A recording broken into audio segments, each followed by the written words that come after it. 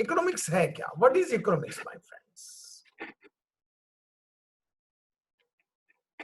इस बात को थोड़ा सा समझेंगे, बाद में आप कहेंगे तो मैं लिखवा भी दूंगा आपको। मैंने लिख के दिया हुआ भी आपको, फिर भी छोटी मोटी बातें मैं लिखवा दूंगा। कई बार स्टूडेंट को एक सहारा सा मिल जाता है, थोड़ी बात लिखी हो, पहले उसको पढ़ के बड़ी बात पढ़े तो जल्दी समझ में आती है बात।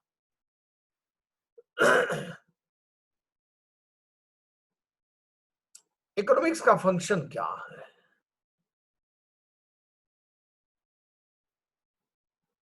अलग अलग ऑथर्स ने, अलग अलग इकोनॉमिस्ट ने अलग अलग डेफिनेशन दी। सबसे पहली डेफिनेशन आई थी एडम स्मिथ की। एडम स्मिथ ने कहा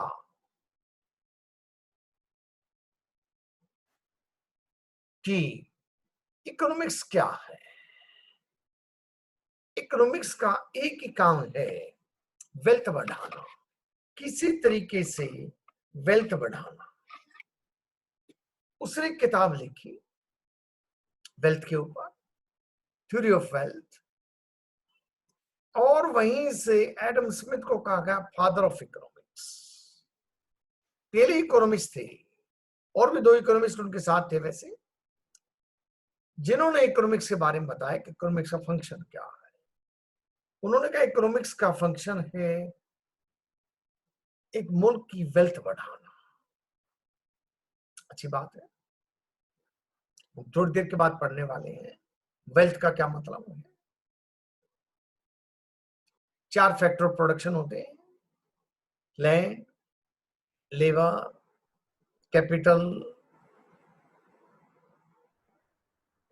ये सब फैक्टर्स ऑफ प्रोडक्शन है। फाइनेंस में 4 है, लैंड, लेबर, लैंड का रेंट, लेबर के वेजेस, फाइनेंस का इंटरेस्ट और पर्सन। सवाल इस बात का है, उसके कुछ बाद अल्फ्रेड मार्शल ने एक बात कही, बड़ी महत्वपूर्ण बात कही कि कोलू के बैल की तरह जोतते रहो आदमी को कि वेल्थ बढ़ाए, वेल्थ बढ़ाए, वेल्थ बढ़ाए। ये तो उद्देश्य नहीं हो सकता इकोनॉमिक्स का। अल्टीमेटली वेल्थ किसके लिए बढ़ी? जो ह्यूमन बीइंग है, जो पॉपुलेशन है, अगर वो सुखी ना हो, वो खुश ना हो, तो ऐसी वेल्थ का क्या फायदा? तो उसने कहा इकोनॉमिक्स का फंक्शन वेल्थ है, यहां तक तो बात ठीक है, नो डिनाइल, लेकिन इकोनॉमिक्स का एक मेजर फंक्शन है वेलफेयर। इसीलिए अल्फ्रेड मार्शल की डेफिनेशन को वेलफेयर डेफिनेशन ऑफ इकोनॉमिक्स कहा जाता है। तीसरी डेफिनेशन दी थी रॉबिन्सन ने। एक्चुअली वो डेफिनेशन आजकल ज्यादा मानी जाती है। रॉबिन्सन ने एक बात कही थी, ह्यूमन वांट्स आर अनलिमिटेड, मनुष्य की इच्छाएं अनंत है, बहुत कुछ चाहता आदमी, लेकिन रिसोर्स लिमिटेड। मैं बैंक में मान लीजिएगा एक स्केल 1 ऑफिसर लगा, मुझे एग्जैक्ट अंदाजा नहीं है, मैं गलत बोलूं तो उसको जरा इग्नोर कर देना, और मेरी तनख्वाह मान लीजिएगा बैंक में 70,000 रुपए लगी। स्केल 1 ऑफिसर की मैं बात कर रहा हूं। आज कुछ खबर अखबारों में उसमें छप रही है व्हाट्सएप पे कि सेटलमेंट हो गया है। रब जाने क्या हुआ है क्या नहीं हुआ है। जब तक हम अपने जमाने में कहा करते थे जब तक जेब में पैसा ना डल जावे तब तक सारी बातें कागजी है, कुछ सुना कुछ बढ़ाएंगे, जो बढ़ेगा ठीक है। 70,000 मेरी मंथली सैलरी है, रिसोर्सेज तो लिमिट हो गए ना, वांट्स अनलिमिटेड। अच्छे स्कूल में बच्चों को पढ़ाना चाह रहा हूं, बीमार हो जाऊं तो अच्छे हॉस्पिटल में इलाज कराना चाह रहा हूं, अच्छे डॉक्टर के पास जाना चाहता हूं, घर में कोई TV, motorcycle, car, fridge, washing machine, सब अच्छी क्वालिटी के लेना चाहता हूं, अच्छा खाना खाना चाहता हूं, चाहे तो क्यों नहीं है भाई।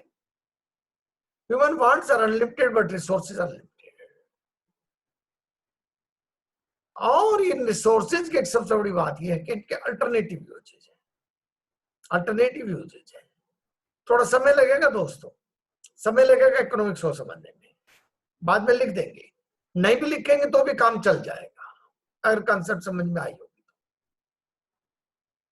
चैट में आपसे पूछ भी लूंगा कि ये अप्रोच ठीक है कि नहीं। मैं इकोनॉमिक्स की अप्रोच अपनी फिजिकल क्लास में इस्तेमाल करता हूं, नहीं तो मैं सीधा लिखवा भी सकता था, कोई दिक्कत नहीं थी मेरे को, स्लाइड दिखाऊं और लिखवा दो, मैंने उचित नहीं समझा। इनके अल्टरनेटिव रिसोर्सेज है। मैं मजाक में एक बात कहा करता था, आप साथी मेरे साथ बैठे हैं इस समय, मेरी जेब में 100 रुपया हो, मैं उससे अनेक प्रकार की खुशियां पा सकता हूं। पिछले दिनों व्हाट्सएप पे एक मैसेज आया था, आपने पढ़ा होगा, क्योंकि व्हाट्सएप का एक सिंपल सिस्टम है, आज एक मैसेज चलेगा तो सारे ग्रुप में सेम डे सेम ही मैसेज आता है कि एक आदमी के पास 500 रुपया थे, पिज्जा मंगवा रहा था, पिज्जा को छोड़ के उसने अपनी मेड को 500 रुपए दे दिए, वो खर्च कराई, और उसके बाद उसके आने के बाद लोगों ने पूछा भाई आपने कैसे खर्च किया, तो उसने 10 चीजें बता दी कि मैं ये लेके गई थी, मैं ये करके आई, मैं ये करके आई, मैं ये करके आई। यानी 500 रुपए के अल्टरनेटिव यूजेस थे, आप एक पिज्जा भी खा सकते थे, और उस मेड ने उससे 10 काम कर लिए, अनेक खुशियां पा ली। ये बात हम सबके जीवन में है। 100 रुपए मेरी जेब में है तो मैं ऐसा भी कर सकता हूँ, कीमती चॉकलेट लेकर खा लूं, और ऐसा भी पॉसिबल है कि मैं उसके 5-5 रुपए वाली चॉकलेट खा लूं, या 2-2 रुपए वाली टॉफी खा लूं। ये तो मैंने मीठी की बातें की, जो आप में इच्छा करे वो कर सकते हैं। इकोनॉमिक्स का काम है, वांट्स अनलिमिटेड है, रिसोर्सेज लिमिटेड हैं, और रिसोर्सेज का अल्टरनेटिव यूजेज है। इन रिसोर्सेज को इस प्रकार से इस्तेमाल किया जावे कि मैक्सिमम सेटिस्फेक्शन मिले। That is the function of economics, that is the function of economics. बात लिखवाऊंगा मैं आपको, 2 मिनट रुक जाइएगा प्लीज। 2 प्रकार की इकोनॉमिक्स है, माइक्रो इकोनॉमिक्स और मैक्रो इकोनॉमिक्स। माइक्रो इकोनॉमिक्स है, it deals with the decisions of the individuals। भाव बढ़े तो मैं कितना सामान खरीदता हूं, भाव घटे तो मैं कितना सामान खरीदता हूं। डिमांड की बात हुई, सप्लाई की बात हुई, भाव बढ़े तो मैं कितना सप्लाई करता हूं, भाव घटे तो मैं कितना सप्लाई करता हूं। तो डिमांड की बात करते हैं, सप्लाई की बात करते हैं, कंजप्शन की बात करते हैं, इंडिविजुअल कंजप्शन की बात करते हैं। माइक्रो इकोनॉमिक्स है, deals with the individuals and firms. Macro economics है, इकोनॉमी एज ए होल की बात करती है, पूरे देश में प्रोडक्शन कितने हुए, पूरे देश से एक्सपोर्ट कितना हुआ, पूरे देश का बैलेंस ऑफ ट्रेड कैसा है, जीडीपी क्या है, फिस्कल डेफिसिट क्या है, एम्प्लॉयमेंट क्या है, इंटरेस्ट रेट्स क्या है, इन्फ्लेशन कैसी दर है। ये सारी बातें मैक्रो इकोनॉमिक्स में।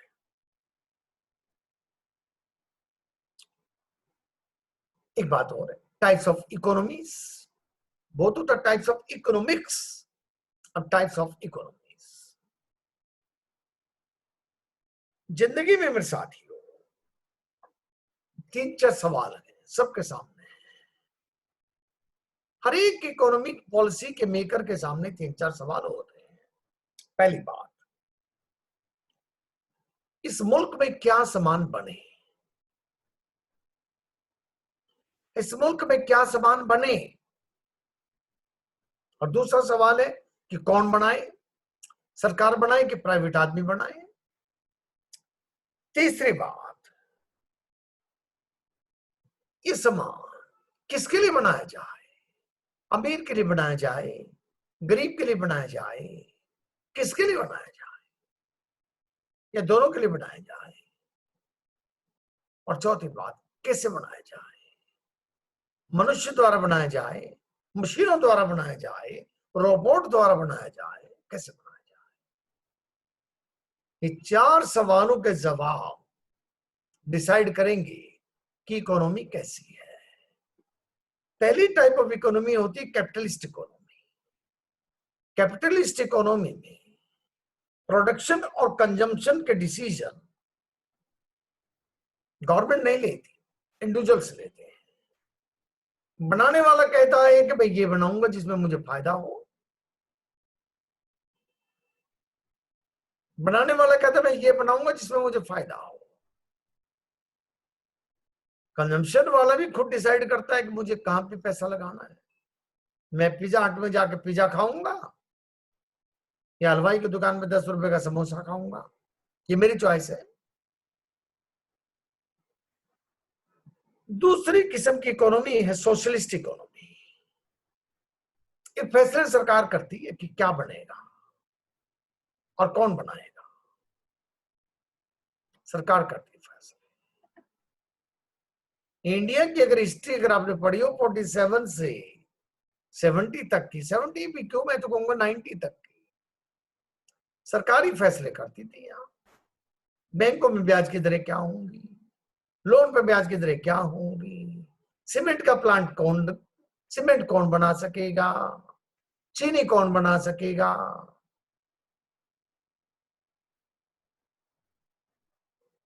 आपने सुना हो या ना सुना हो, 47 से लेके मेरे ख्याल, इफ आई करेक्टली रिमेंबर, करीब करीब 1980 तक 30 साल तक इस मुल्क में 2 ही कंपनियां कार बनाया करती थी। एक उस जमाने में कार आया करती थी शायद फिएट, और एक एम्बेसडर हुआ करती थी, क्योंकि और किसी को कार बनाने का लाइसेंस ही नहीं था। कार बनाने का लाइसेंस नहीं। मजाक किया करते थे उस जमाने में। एम्बेसडर का वो आदमी कहता था कि जब तक इंडियन गवर्नमेंट है तो एम्बेसडर की फैक्ट्री बंद नहीं होगी। क्यों? क्योंकि सरकार तो हमारी ही गाड़ी खरीदेगी और तो किसी खरीदेगी नहीं।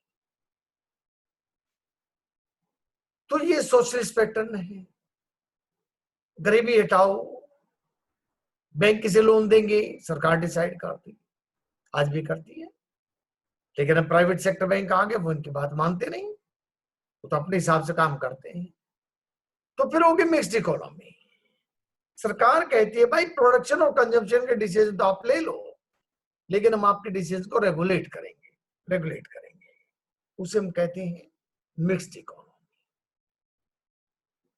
मेरे किस साथी को यहां तक सवाल हो तो कृपया करके मेरे से पूछ ले, नहीं तो मैं फटाफट से कुछ बातें लिखवा देता हूं आपको, आपकी इच्छा है तो। और आपकी इच्छा के लिखवाने की जरूरत नहीं है तो मैं उसको रहने भी देता हूं। जैसा आप कहेंगे वैसा कर देंगे, जैसा आप कहेंगे वैसा कर देंगे। थोड़ा चैट में कमेंट जरूर दे दो भाई, मैं आपके हिसाब से चलूंगा। विशाल ने कहा कि कोई लिखने की जरूरत है नहीं।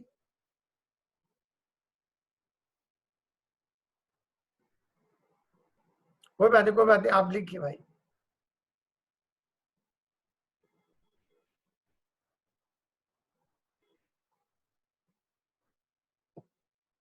दो स्टूडेंट ने कहा है कि लिखने की जरूरत नहीं है, 3 ने कहा। ठीक,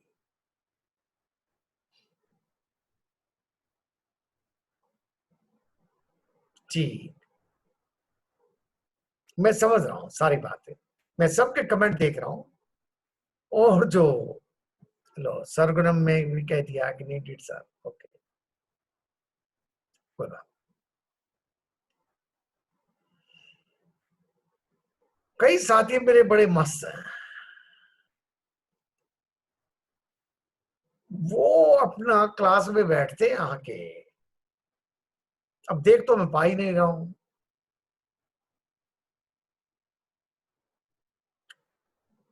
वो कह रहे हैं भाई जो इसको पढ़ाना पढ़ाने दे, हम तो अपना आराम से बैठे हैं, किसी चीज में रत्ते भर भी कमेंट नहीं करते, ना हाँ में ना ना में। सर कोई टेंशन नहीं, टेंशन रखना ही बेकार है। ये जो चैट में जवाब देते हैं ना, ये टेंशन रख के बैठे हुए हैं। कोई कह रहा है लिखवा दो, कोई कहता मत लिखवाओ। हम कहते हैं कुछ ही मत करो, ना समझाओ ना लिखवाओ।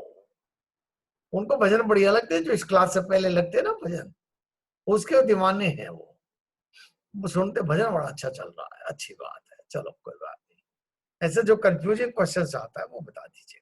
ठीक, मैं समझ। मेरी एक छोटी सी रिक्वेस्ट है सारे साथियों से, छोटी सी रिक्वेस्ट है। मैं आज की क्लास को आपको एक्स्ट्रा दे दूंगा, कोई बात नहीं। मुझे मैं आज अगर आपसे एक बात करूं, मेरे कहने से आज के लिए आप मेरी बात सुन जाएं और फिर भी आप कहेंगे कि मैं लिखवा दूं, तो मैं कल दोबारा लिखवा दूंगा आपको, सारी बातें लिखवा दूंगा, मैं सारी बातें लिखवा दूंगा आपको। मेरे कहने से आज एक एक्सपेरिमेंट कर लीजिएगा, आप ये समझ लीजिएगा कि आज की क्लास एक्स्ट्रा लगा दिया। मेरी बात सुन के चले जाइएगा और घर जाके अगर आप ना पढ़ पाए तो फिर तो लिखवाना ही पड़ेगा। अगर आपने पढ़ पाए तो फिर लिखवाने की शायद जरूरत ना पड़े, हम थोड़ा सा समय बच जाएगा। चॉइस आपकी है, आप निश्चिंत रहिए। मैं जिन साथियों ने कहा लिखवा दीजिए, मैं उनके साथ हूं। बिल्कुल स्ट्रेस ना रखें, बिल्कुल स्ट्रेस ना रखें, आप बिल्कुल चिंता ना रखें। आवश्यकता हो तो मैं जरूर लिखवाऊंगा। मैंने खाली कहा कि आज एक बार ट्राई करके देखो। मैं आपको पढ़ा रहा हूं और खूब एग्जाम्पल देके समझाऊंगा आपको। लिख के ऑलरेडी आपको दिया हुआ है, नहीं समझ आए वहां से मैं आपको समझा दूंगा, कोई दिक्कत नहीं, लिखवा भी दूंगा आपको, कोई परेशानी नहीं। आज दोस्तों, अब इसमें एक सवाल आया मेरे साथियों, और जो प्रैक्टिकल क्वेश्चंस होंगे वो तो लिखवा के करवाऊंगा। जब न्यूमेरिकल पोर्शन कराऊंगा, जैसे जीडीपी वगैरह आ गए, वो तो मैं लिख के दूंगा आपको। जीडीपी एनडीपी ये सब जब जाने तो वो लिखवाऊंगा आपको, करवाऊंगा वो। ऐसा नहीं कि सारा लेक्चर ऐसे जाएगा ना, जो आसान बात है वो खाली समझा के छोड़ूंगा। अब मेरे साथ ये आइए, डिमांड एंड सप्लाई के बारे में बात करेंगे। मेरे साथ रहिए। अंशुल जी आप हैं इस समय या? अंशुल जी, कई बार क्लास हाँ, स्टार्ट करके I'm आप here. हैं? Uh-huh. Yeah. आप भी थोड़ी सी सलाह देना। आप इंडिपेंडेंट व्यक्ति हैं, तो आप भी थोड़ी सलाह दे सकते हैं कि आज ही लिखवाएं या विद लिखवाने के बारे में कल सोचें।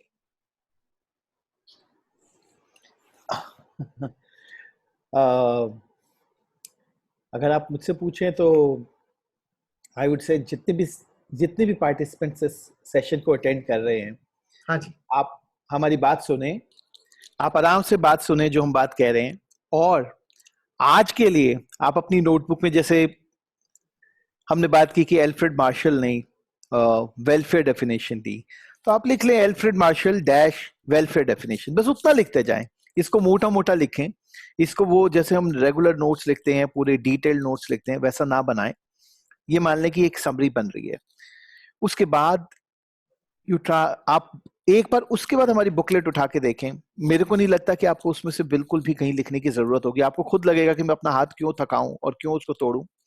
आप एक बार देख लीजिए उस बुकलेट को खोल के, फिर भी लगेगा तो हमारे पास नोट्स एक्चुअली, जैसा हम क्लास में कई बार लिखवाते भी हैं, हम आपके साथ वो शेयर कर सकते हैं, हम दोबारा से लिखवा देंगे।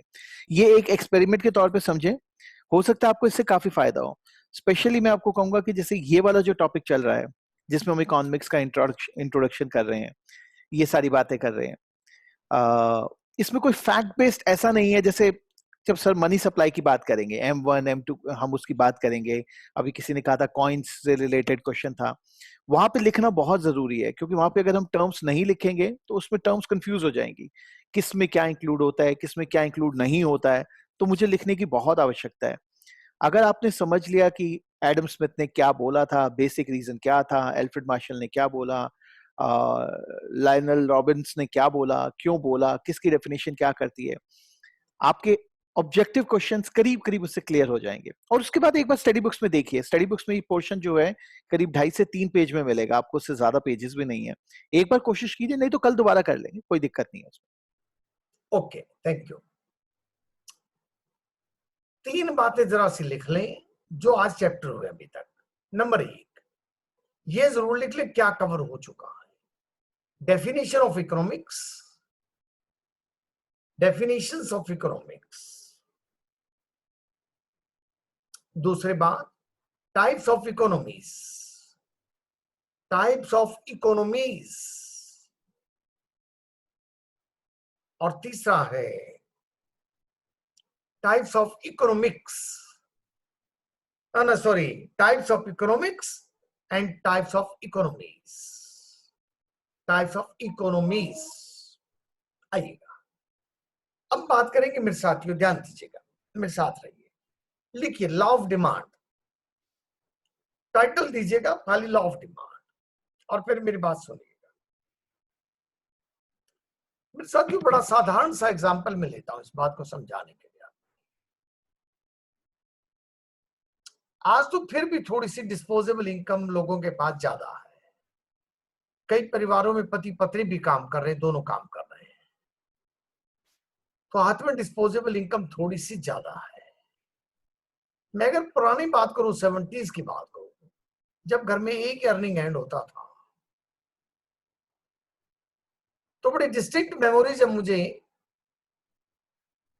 टमाटर का भाव जो है, प्याज का भाव, ये घटते बढ़ते रहते थे बड़े एकदम से।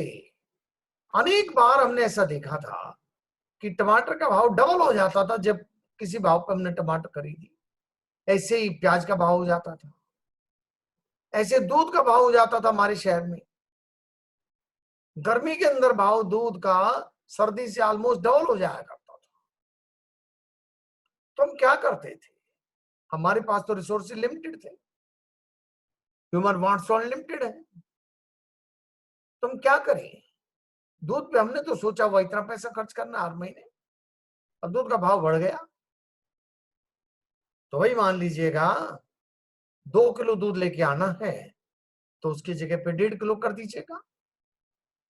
बहुत ज्यादा बढ़ गया तो 1 किलो भी करना पड़ सकता है, और जैसे भाव सस्ता होता तो फिर वहीं पर आ जाते, हम फिर बढ़ा देते। 1 किलो दूध लेके आ रहे थे, उसको 1.5 कर दिया, 2 कर दिया। तो ये ऑटोमेटिक प्रोसेस था, हमने कोई पढ़ा नहीं, तो इकोनॉमिक्स नहीं पढ़ी थी उस जमाने में, बाद में इकोनॉमिक्स पढ़ी। तो इकोनॉमिक्स में लिखा demand is inversely proportional to price. जब भाव बढ़ेगा तो डिमांड घटेगी, जब भाव बढ़ेगा तो डिमांड घटेगी, और जब भाव घटेगा तो डिमांड बढ़ेगी। जब भाव बढ़ेगा तो डिमांड घटेगी, और जब भाव घटेगा तो डिमांड बढ़ेगी। ये लो हमने इकोनॉमिक्स में बाद में पढ़ा, जो हम बचपन से देखते आए थे। एक छोटी सी बात लिखेंगे, लिखिएगा एक लाइन मेरे साथ, लिखिएगा लिखिएगा, आप वहां तो पढ़ ही लेंगे, जरा से एक लाइन लिखिएगा। Demand is inversely proportional to price, demand is inversely proportional to price.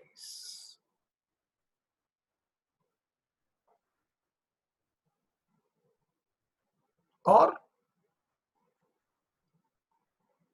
quantity demanded is negatively correlated with price, or quantity demanded is negatively correlated with price, negatively correlated with price, negatively correlated with price।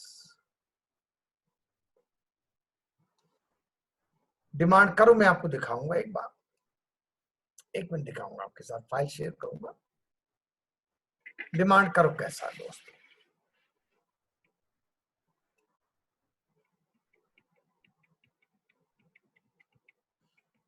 ये demand करो दोस्तों, ये आपके सामने demand करो है, demand करो है मेरे साथ आपके सामने। आप देख रहे हैं डिमांड करो में प्राइस दिया गया वाई एक्सेस पे और क्वांटिटी डिमांडेड दी है एक्स एक्सेस पे। क्वांटिटी डिमांडेड एक्स एक्सेस पे है।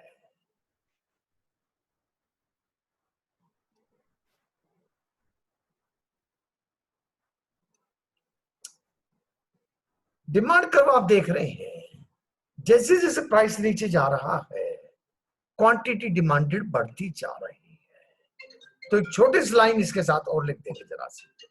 मैं फोन स्विच ऑफ कर रहा हूं जरा।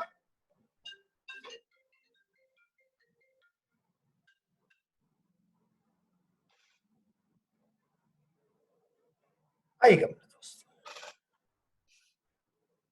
Demand curve is a downward sloping curve. Downward sloping curve. लिख लीजिएगा इस बात को, खास सवाल है। आप किताब तो पढ़ेंगे लेकिन एक कुछ कुछ खास सवाल होते हैं। Demand curve is a downward sloping curve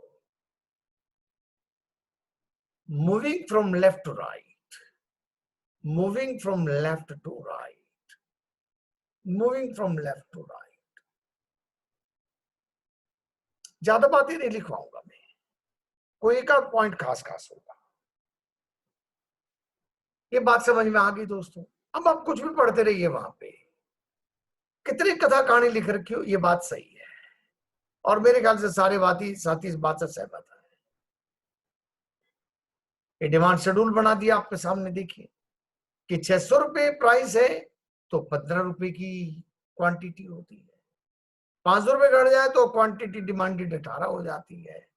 400 चीज का भाव बढ़ जाए तो 25 रुपए हो जाती है। मैंने तो बड़ा सरल सा एग्जाम्पल आपके साथ लिया और मेरे ख्याल जिंदगी में बहुत बड़े उदाहरण पढ़ने की जरूरत नहीं है। जो जीवन में रोज उदाहरण होते हैं हम उसी से इकोनॉमिक्स को पढ़ेंगे दोस्तों। अब ये तो हुआ लॉ ऑफ डिमांड, लेकिन डिमांड दो चीजों से और प्रभावित होती है दोस्तों, और उसको हम प्राइस से नहीं कहते। That is called a shift in demand. एक छोटी सी बात लिखना, shift in demand. Shift in demand छोटी छोटी इक्के दुक्के लाइनें लिखनी है, ज्यादा लाइनें नहीं लिखनी। आपको ज्यादा बात समझनी है मेरे साथ। Shift in demand, if quantity demanded changes, if quantity demanded changes, मैं सारी बात समझाऊंगा, लिखवाने का मतलब ये नहीं कि समझाऊंगा नहीं, समझाऊंगा तो पूरा। if quantity demanded changes for reasons other than price, price को छोड़ के किसी और कारण से क्वांटिटी डिमांडेड घट बढ़ जाए तो उसको हम कहते हैं शिफ्ट इन डिमांड। एक छोटी सी बात और लिखेंगे, बाकी मैं समझाऊंगा आपको। शिफ्ट इन डिमांड में B due to, shift in demand में B due to income effect, income effect,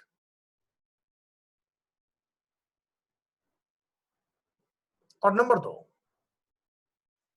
change in price of other commodities, change in price of other commodities। मैं लिखवाने की बात यहां पर रोक रहा हूं, समझाने की बात स्टार्ट करेंगे। मेरे साथ ये एक तो बात हमने कही कि भाई डिमांड जो है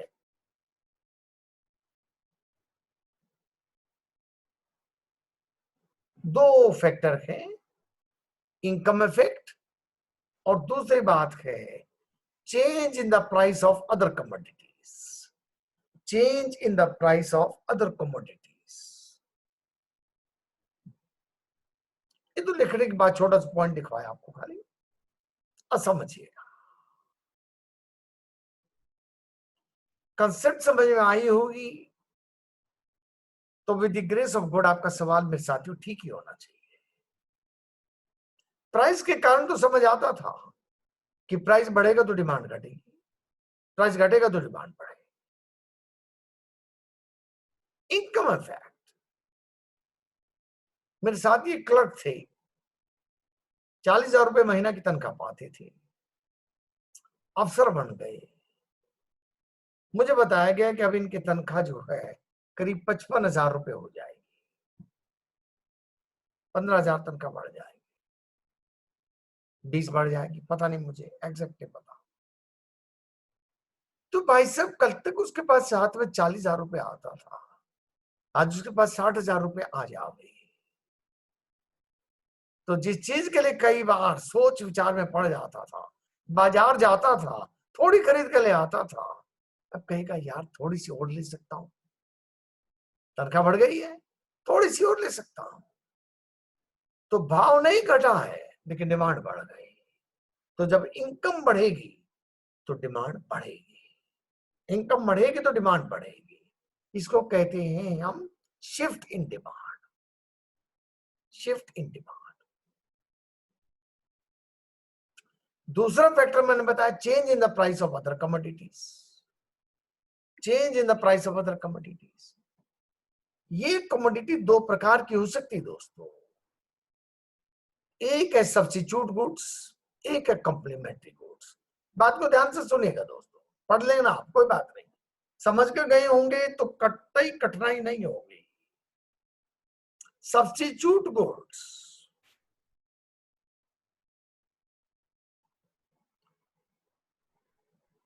चाय का शौकीन हूं, 4-5 कप चाय पी जाता हूं दिन में। मैं नहीं पीता हूं, मैं एग्जांपल ले रहा हूं।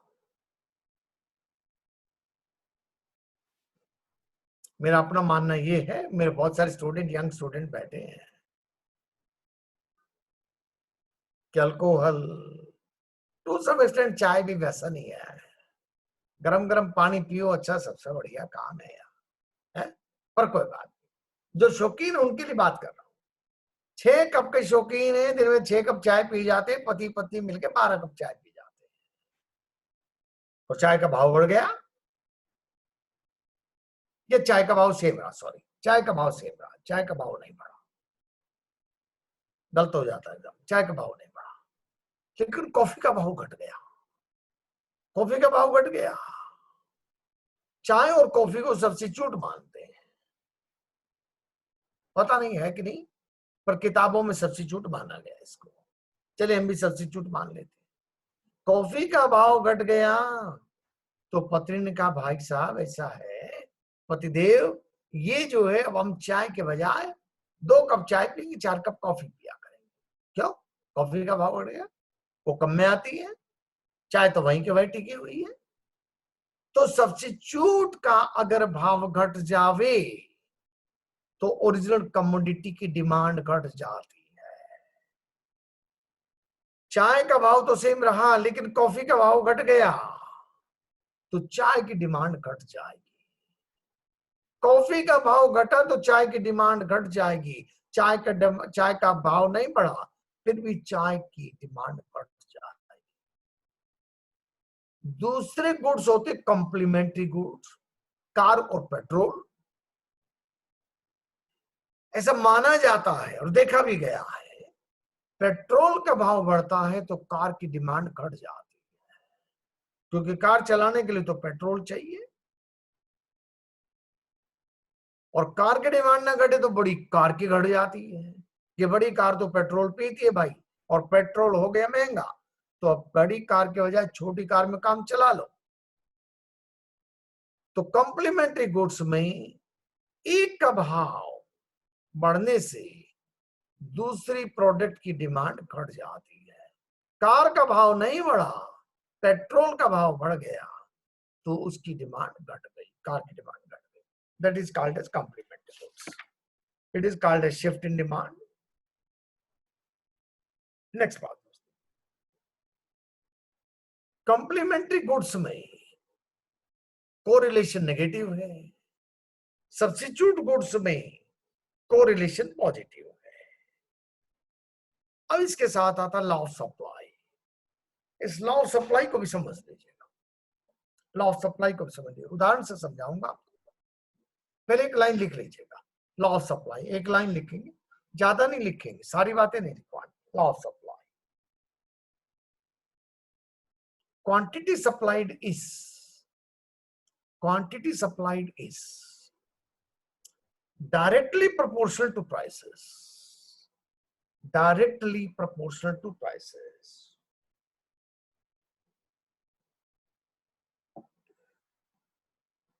Yeah, supply is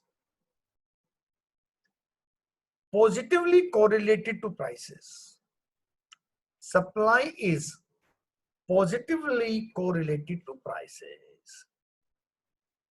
Supply is positively correlated to prices. Supply is directly related to prices. देखता हूं अगर इस मत कर्व हुआ तो ठीक है, नहीं तो मैं कर्व खींच दूंगा.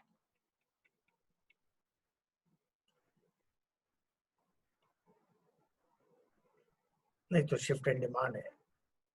हाँ, सप्लाई कर्व है मेरे पास. आप सप्लाई कर्व को भी एक बार देख लें.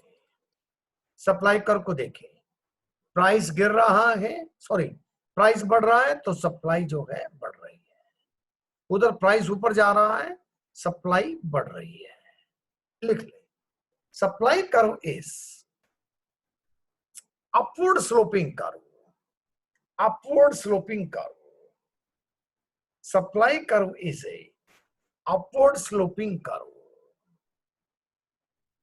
moving from left to right. Moving from left to right. एक छोटी सी बात और लिखेंगे. Shift in supply. Shift in supply. Change in supply for reasons other than price. Change in supply for reasons other than price. For reasons other than price.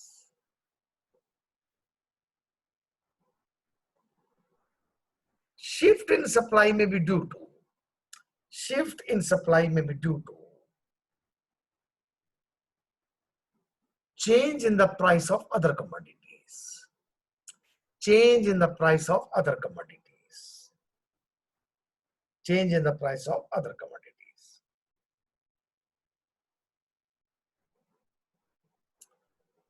आइएगा मेरे दोस्तों, बात को समझेंगे. ये क्वेश्चन मैं इसलिए कराता हूं, सीधी लाइन तो वहां से आ जाएंगी, लेकिन अगर केस स्टडी बनाएगा तो बात समझ में होनी चाहिए आपके.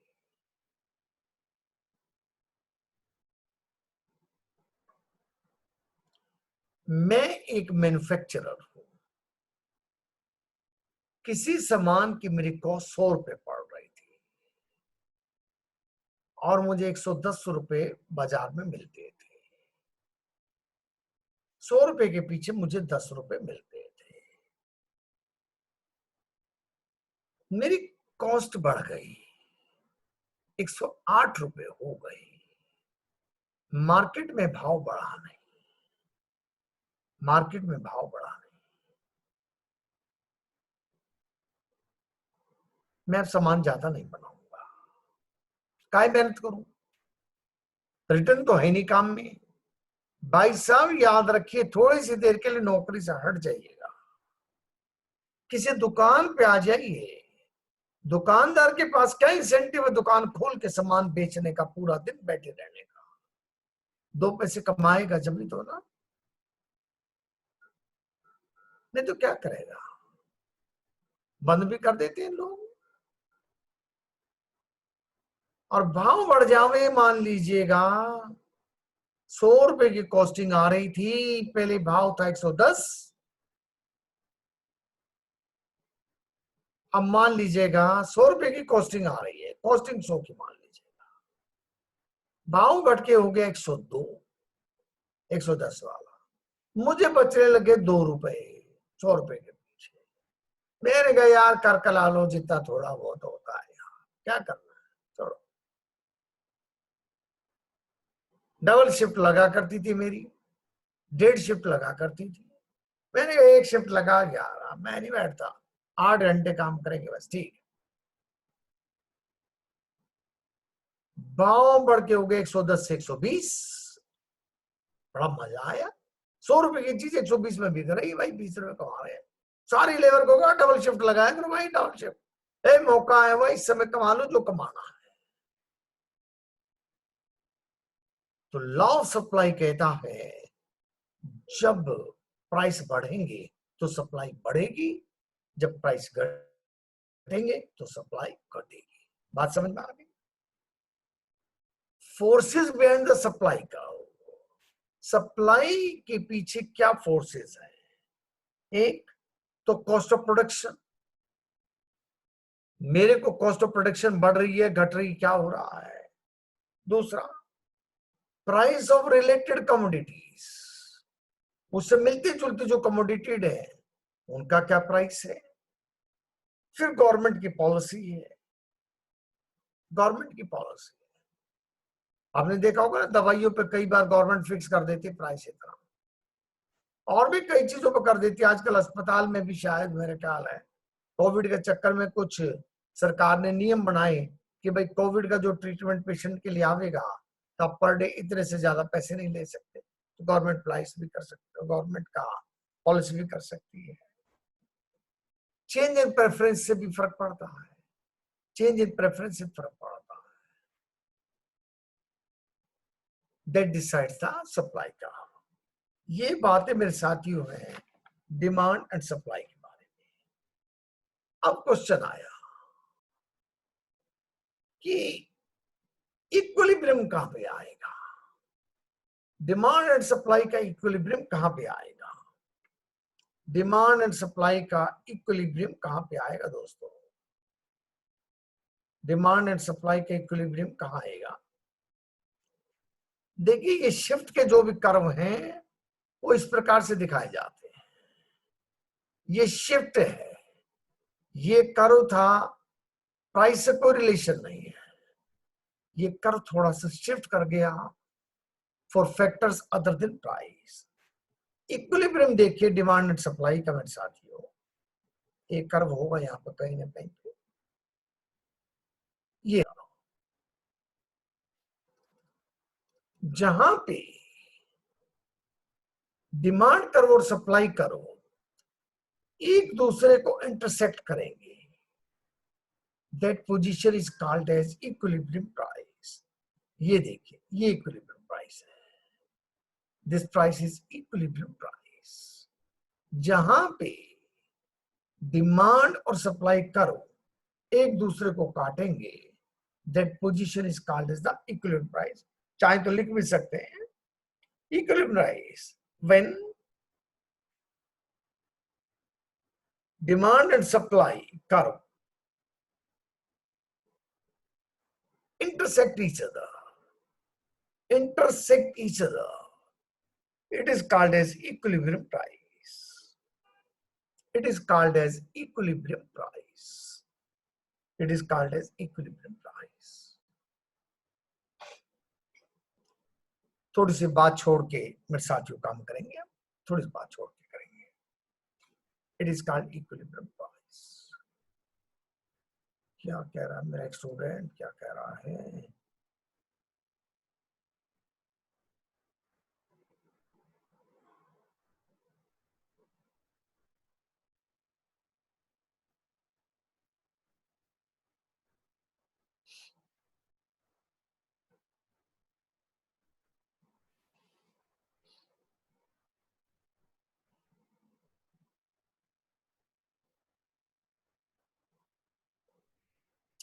अच्छा दोस्तों,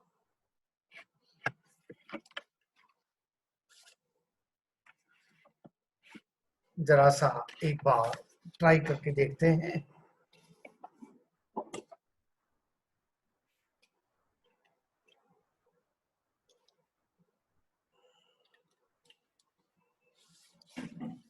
One minute, please.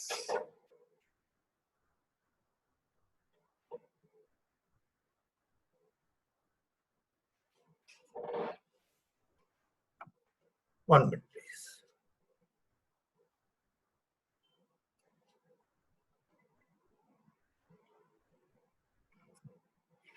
Just one.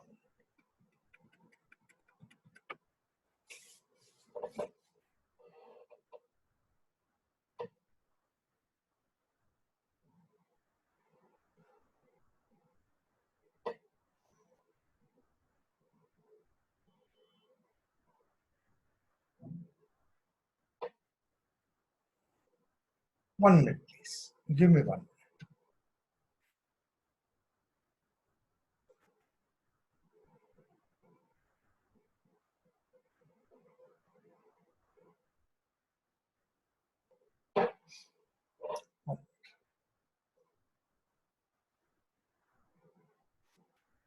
Colour छोड़ते हैं जरा इसका, अच्छा सा red colour.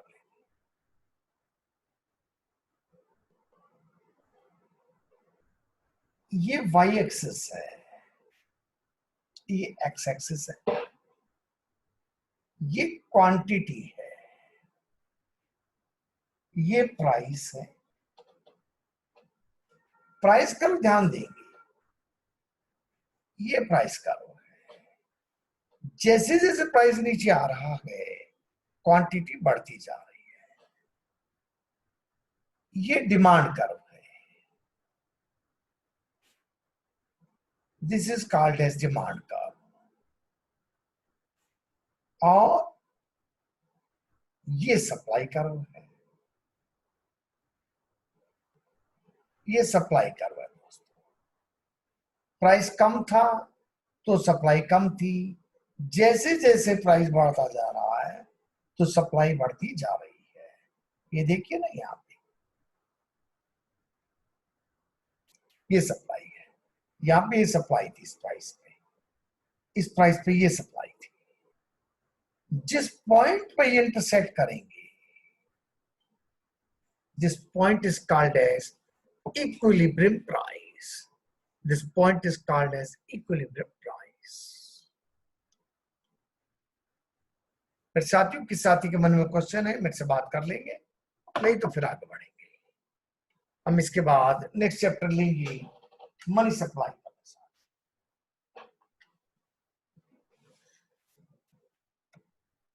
Any question, my friends, up to this stage? चलिएगा आगे बढ़ेंगे। नेक्स्ट चैप्टर लेंगे दोस्तों मनी सप्लाई का। मनी सप्लाई का चैप्टर लेंगे, आ जाएगा मेरे साथ। Just 1 minute.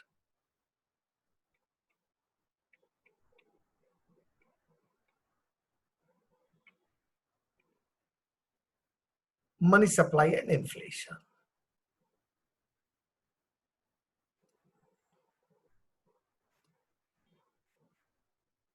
One minute,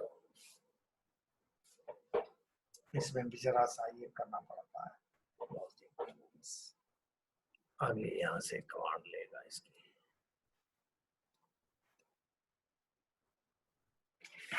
one minute please.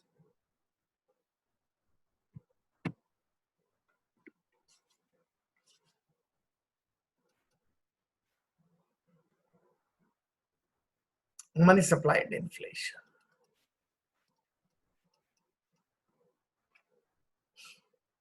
मेरे साथियों, मनी क्या है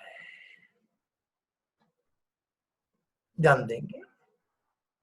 मनी क्या है और मनी के फंक्शंस क्या है।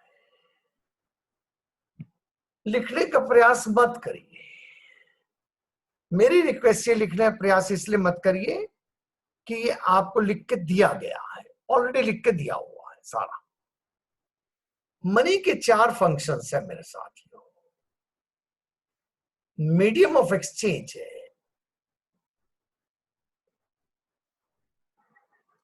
मीडियम ऑफ एक्सचेंज है मेरे साथियों। मुझे कोई भी चीज खरीदनी है, मान लीजिएगा,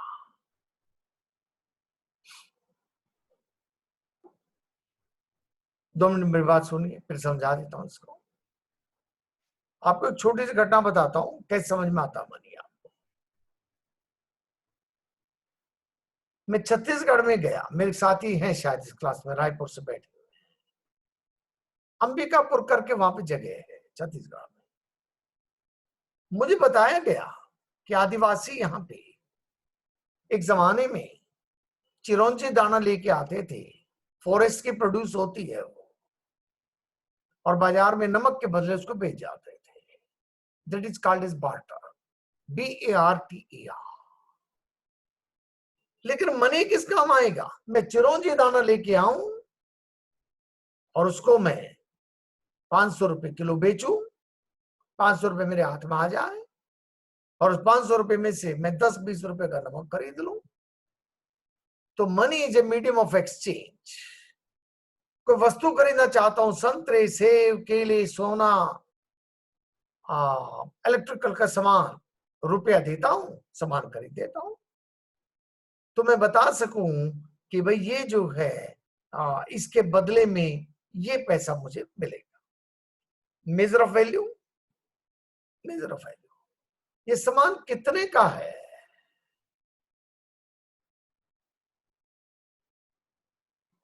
एक 1000 का है, 2000 का है, 5000 का, 20,000 का है, मेजर ऑफ वैल्यू है।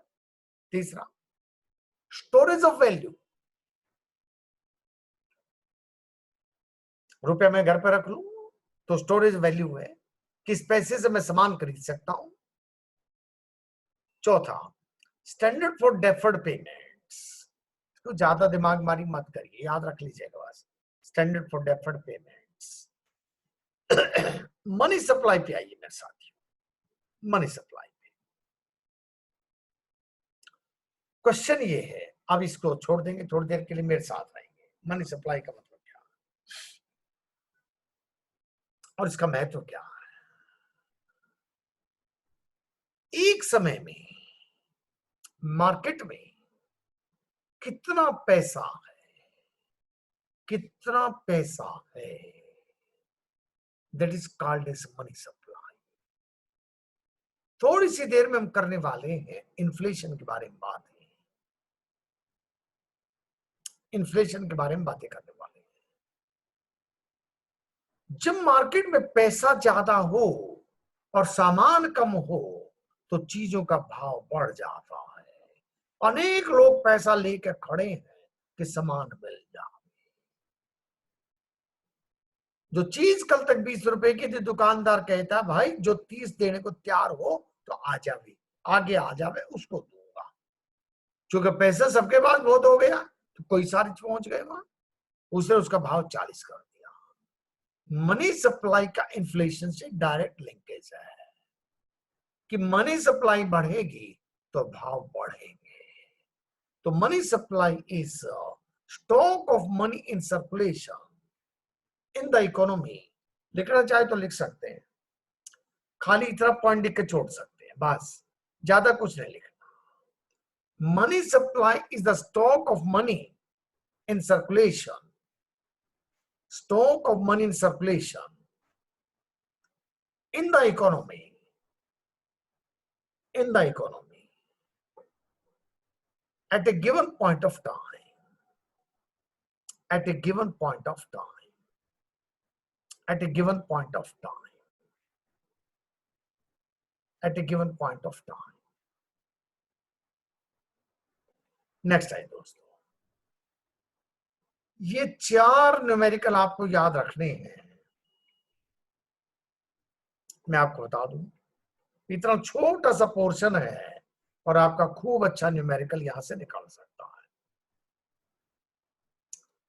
आज है दोस्तों, मेरे साथ रहिए, बिल्कुल मेरे साथ रहिए। यहां से केस स्टडी खूब आ रही है, यहां से केस स्टडी खूब आ रही है। M1, M2, M3, M4, M1, M2, M3, M4. M1 is called narrow money. M1 is called narrow money. What is M1? M1 is currency with public plus demand deposits with the banking system plus other deposits with RBI. Other deposits with RBI. Currency with public, demand deposits with banking system, other deposits with RBI. M2 क्या है दोस्तों? Just one. M1 plus saving deposits of post office saving banks. Saving deposits of post office saving banks. Post office में चाहे आप FD कराओ, चाहे saving में रखो पैसा, सेविंग बैंक तो कहते ही कहते हैं वो saving deposits of post office saving banks. M3 is called broad money. पहले तो हम ये याद रखेंगे कि M1 को कहते हैं नैरो मनी और M3 को कहते हैं ब्रॉड मनी। ये बात जरूर याद रखिए, ऑब्जेक्टिव टाइप में खूब सवाल आता है। M3 is called broad money. M3 है क्या, ध्यान दीजिएगा, याद रखिएगा। M3 M2 में जोड़ने से नहीं आता, किसमें जोड़ने से आ रहा है, M1 जोड़ने से आ रहा है। M1 plus time deposits with the banking system, M1 ये था, time deposits with banking system, time deposits with banking system. और M4 क्या है, M4 is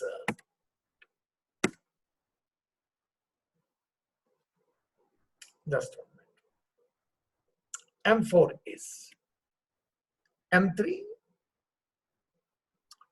plus all deposits with post office saving banks, all deposits with post office saving banks। मेरे साथियों मेरे साथ रहिएगा, बिल्कुल सवाल गलत हो जाते हैं। M1 है narrow money, currency with public. Currency with public क्या है, मैं इसके साथ ही लिखता हूं इसको। करेंसी विद पब्लिक क्या है, करेंसी विद पब्लिक क्या है, ध्यान दीजिएगा। करेंसी विद पब्लिक है मेरे साथियों, currency in circulation, currency in circulation minus cash held by the banks. मैं इसको ऐसे भी लिख सकता हूं, दोनों तरफ। Currency in circulation, currency with public means currency in circulation less cash held by banks, that is called as currency with public. जो रिजर्व बैंक ने करेंसी जारी की उसमें से जितना कैश बैंकों के पास है वो घटा दिया जाए तो करेंसी विद पब्लिक माना जाएगा। दूसरी बात, M2 के लिए, M1 में आपने पोस्ट ऑफिस के सेविंग बैंक डिपॉजिट जोड़ने हैं, सेविंग डिपॉजिट जोड़ने हैं। M3 का M2 से कोई लेना देना नहीं है। M3 M1 के अंदर वहां पे जोड़े गए थे demand deposits with the banking system, demand deposit with banking system. इसका मतलब होता है demand deposits with banking system का मतलब है करंट अकाउंट एंड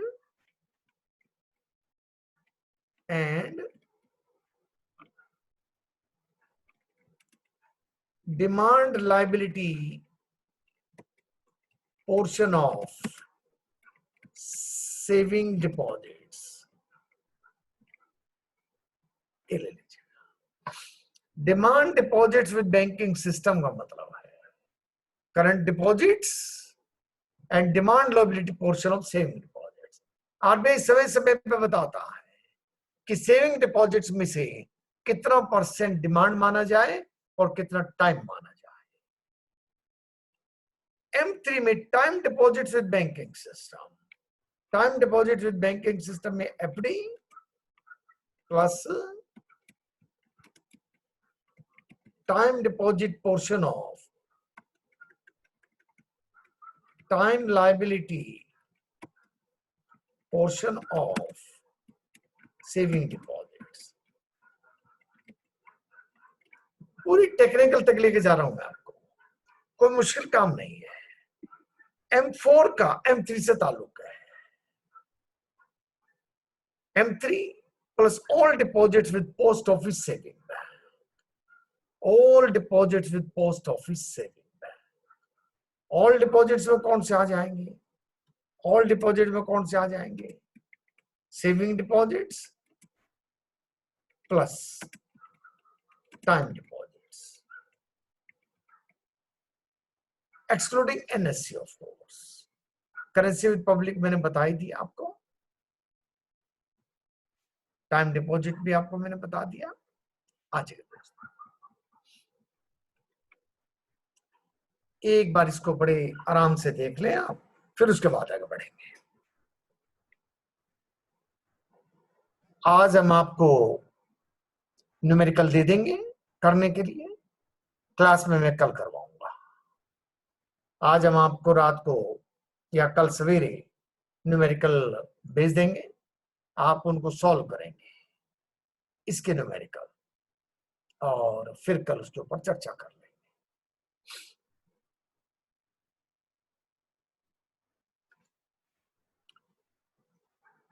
कि साथी के मेरे सवाल है, पूछ लें। 4 नंबर पॉइंट है M4 is equal to M3 plus all deposit with post office saving banks. That is minus नहीं भैया ये, that is saving bank plus time deposits. Saving bank deposits plus time deposits, excluding of course NSC, excluding of course NSC. Next वो करें। Last time in money supply, Vishal ने कहा है last time in money supply terms used like outstanding. बेटा विशाल मैं आपसे बात कर लूंगा आज क्लास खत्म होने के बाद, क्योंकि चीज तो स्टैंडर्ड है।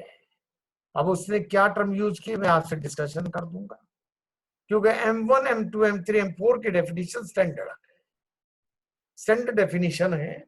यहाँ पे मैं आपको बता दूं, मेरे पास 1 मिनट लगेगा, गवर्नमेंट का नोटिफिकेशन भी है। जस्ट 1 मिनट प्लीज, जस्ट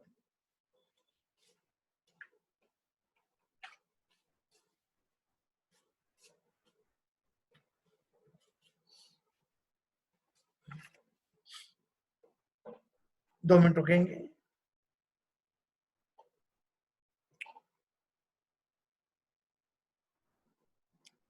ठीक,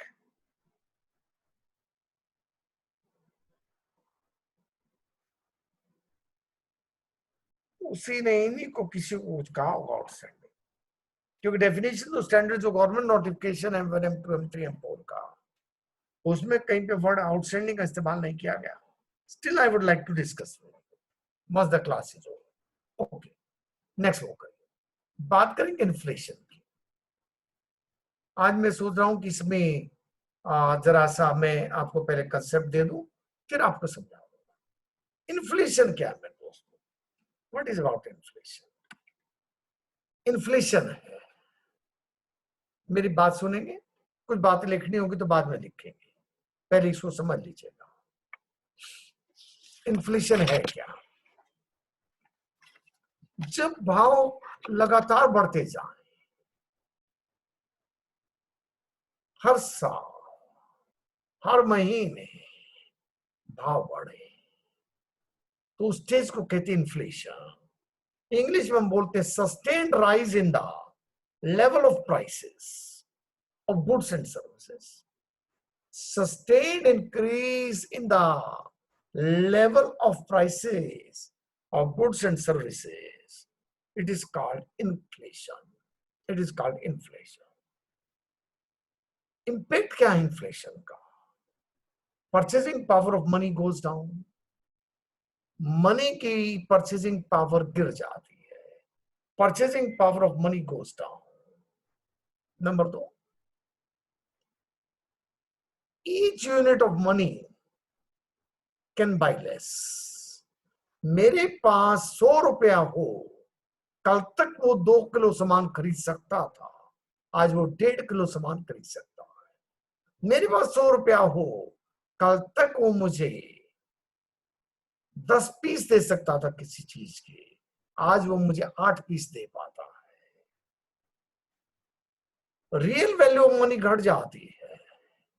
इन्फ्लेशन के कारण से रियल वैल्यू मनी घट जाती है। इसका एक पॉजिटिव इंपैक्ट भी है, मैं आपको पॉजिटिव इंपैक्ट बताऊंगा और उस एग्जांपल को सुनिएगा और आप भी जिंदगी में आगे बढ़िए उसके साथ। बात है करीब 1982 के आसपास की बात रही होगी। I was 30 years at that time. मकान लेना था, फ्लैट लेना था। बैंक 1 लाख रुपए का लोन देते थे। फ्लैट डीडी का आता था 1.5 लाख रुपए का। 50,000 रुपए का प्रबंध कहां से किया जाए भाई? 50,000 रुपए कहां से लाया जाए? समस्या बड़ी भारी समस्या है, कहां से लाया?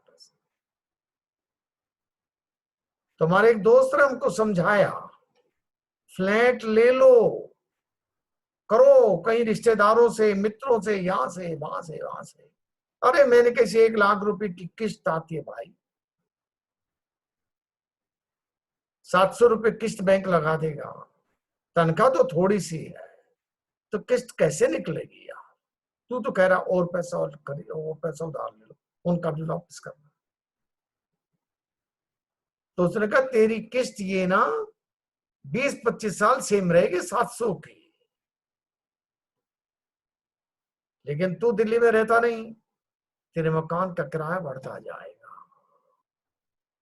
इन्फ्लेशन के कारण से तेरी तो किस्त 700 रुपए रहेगी, लेकिन किराया बढ़ता जाएगा। किराया क्यों बढ़ता है? इन्फ्लेशन कारण से बढ़ता है। तो एक पॉजिटिव इंपैक्ट भी है।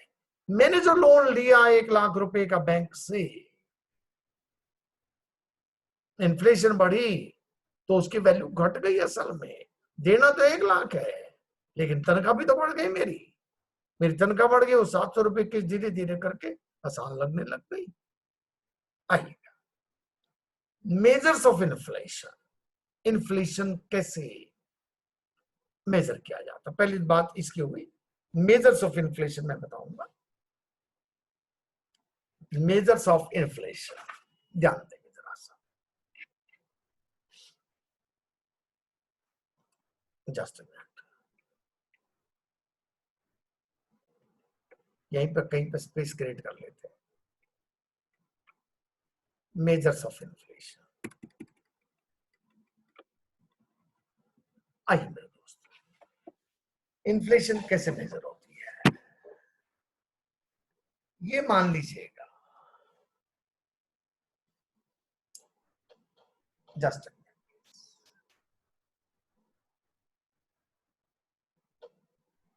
2010 में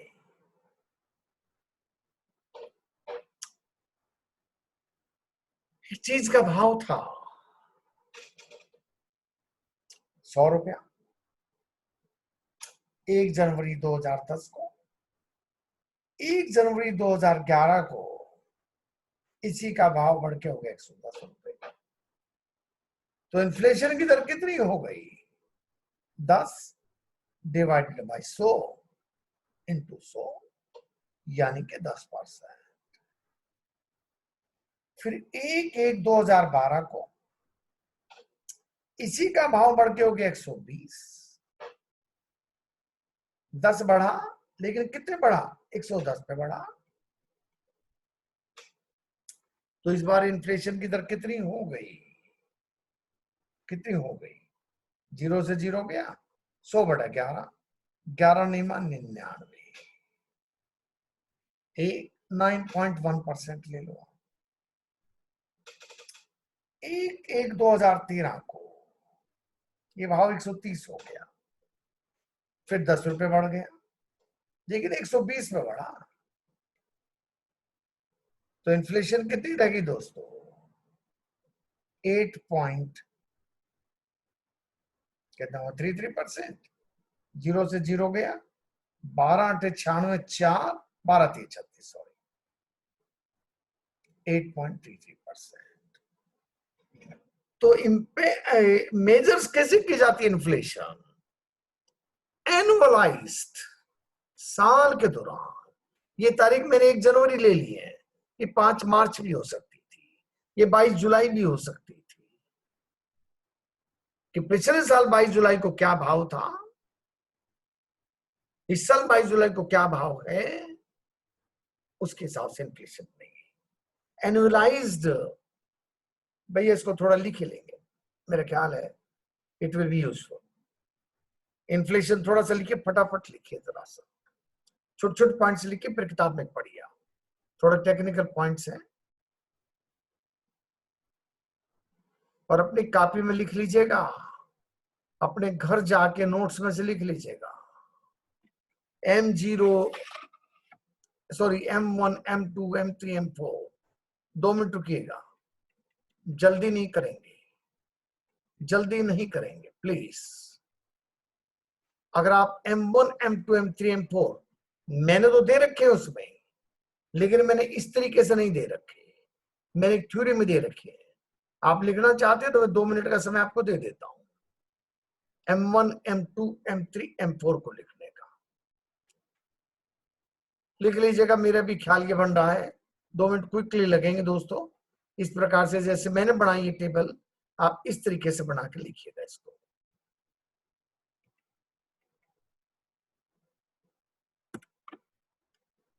अलग अलग लाइन में लिख लेंगे जरा सा, नीचे की बात लिखने की जरूरत है नहीं, 2 मिनट लगेंगे, क्विकली लिख लीजिएगा। ये लीजिए, मैं आपके मैसेज पीछे देखूंगा, चैट्स पीछे देखूंगा।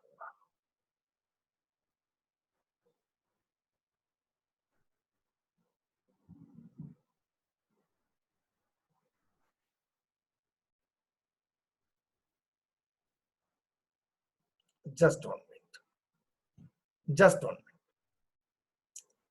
मैं आपके साथ अभी 1 मिनट में वापस लौट रहा हूं। 1 मिनट के लिए मुझे टाइम देंगे, सिर्फ ओनली 1 मिनट दोस्तों।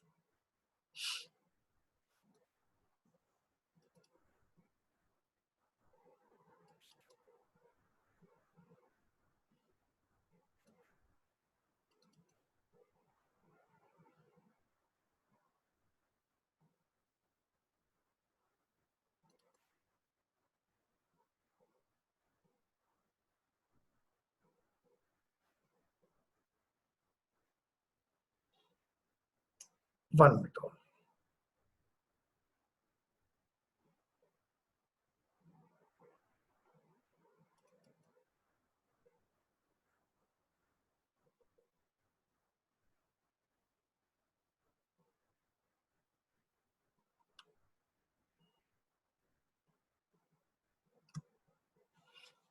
ठीक है, जस्ट अ मिनट प्लीज।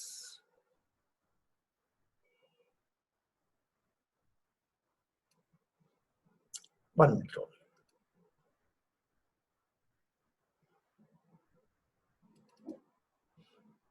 लिख लीजिएगा दोस्तों क्विकली। लिख लिया? ओके बेटा, अच्छी बात है राजी।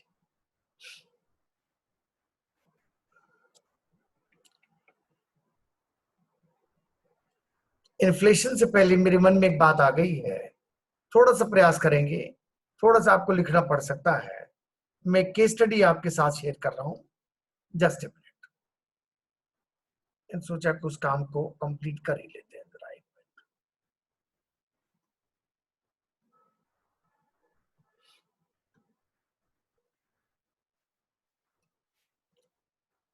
लिखिएगा दोस्तों,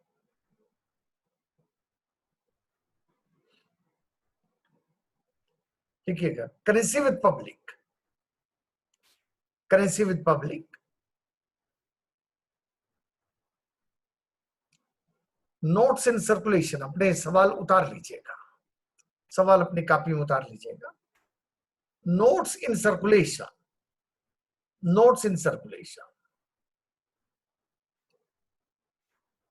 14516.2, notes in circulation 14516.2,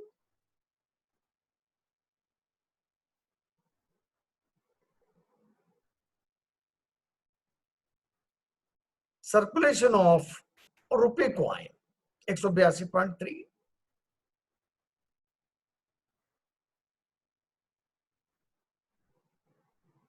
Circulation of small coins. Circulation of small coins, 8.2.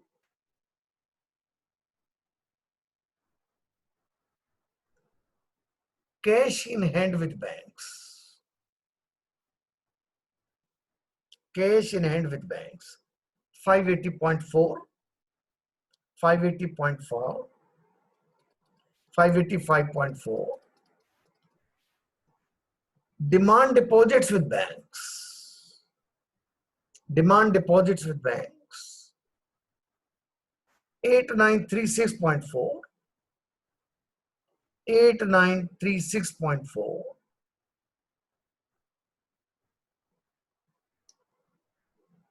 Other deposits with RBI, 16.6. Other deposits with RBI, 16.6.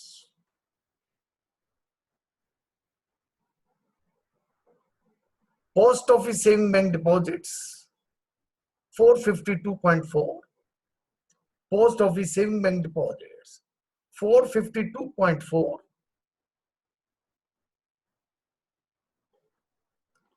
Time deposits with banks, 77254.6. 77254.6. एक पर्टिकुलर डे के आरबीआई से एक्चुअल लिए हुए हैं. Total post office deposits 1685.3. 1685.3.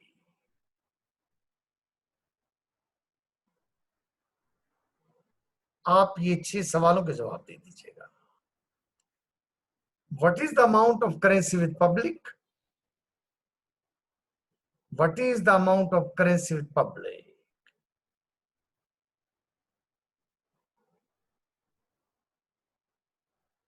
दूसरा छोड़ दीजिएगा, कोई खास बात नहीं है.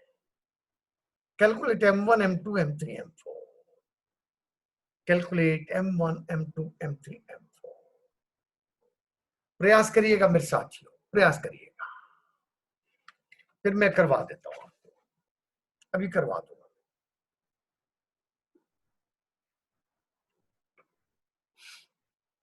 कोशिश करेगा मेरे साथी. चैट बॉक्स में भी कुछ नहीं लिखेंगे. जो साथी कर भी ले तो जवाब नहीं देखेंगे. मैं पूछूंगा तब जवाब देंगे. मैं पूछूंगा तब जवाब देंगे मेरे साथी.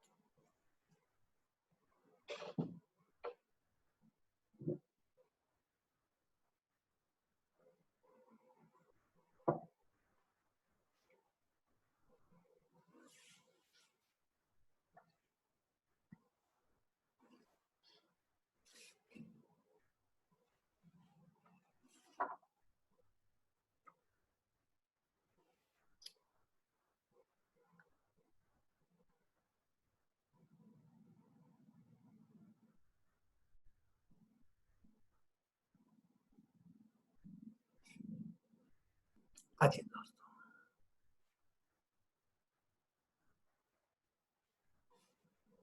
ओके, दिखा देते हैं सेकंड पार्ट में.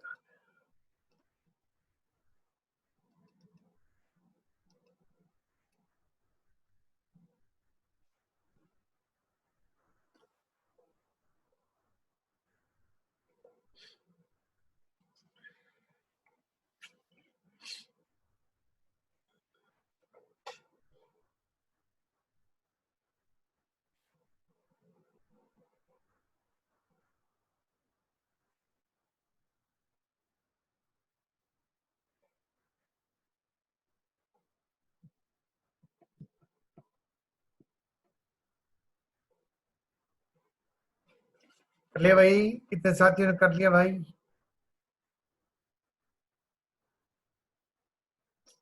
ये तो इंडिकेशन करते डन, डन के इंडिकेशन कर दे मेरे साथ। मेरे साथी ने कर लिया भाई। किसने किया?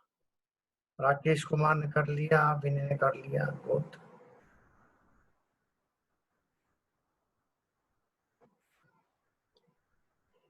चलो भाई, आइए अब टाइम ज्यादा नहीं लगाएंगे, धीरे धीरे करके करेंगे। मेरे साथ जो पहला है, पहला सवाल है currency with public.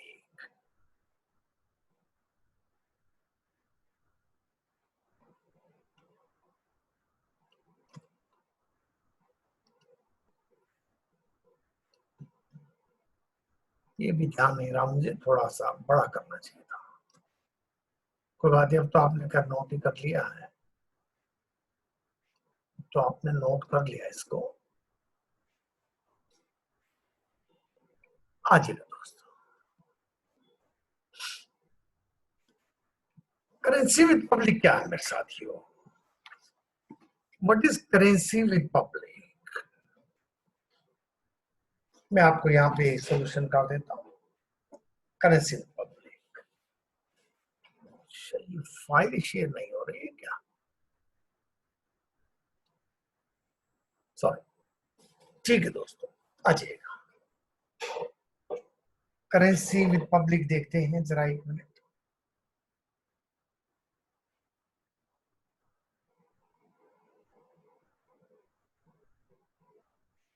Currency with public कितना है?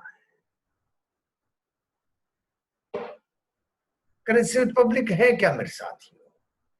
करेंसी विद पब्लिक है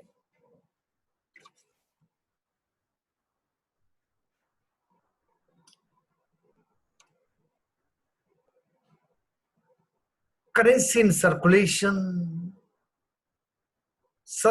of rupee coins, circulation of small coins, तीनों को जोड़ दीजिएगा और उसमें से cash in hand with banks निकाल लीजिएगा। आ जाएगा मेरे दोस्तों, ध्यान करेंगे। यहाँ पे फाइल पे कर लेंगे, वो ज्यादा अच्छा लग रहा।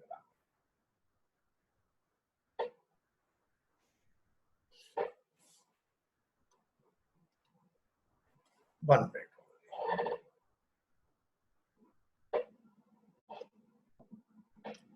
जोड़ दीजिएगा दोस्तों। करेंसी विद पब्लिक कैसे निकलेगी?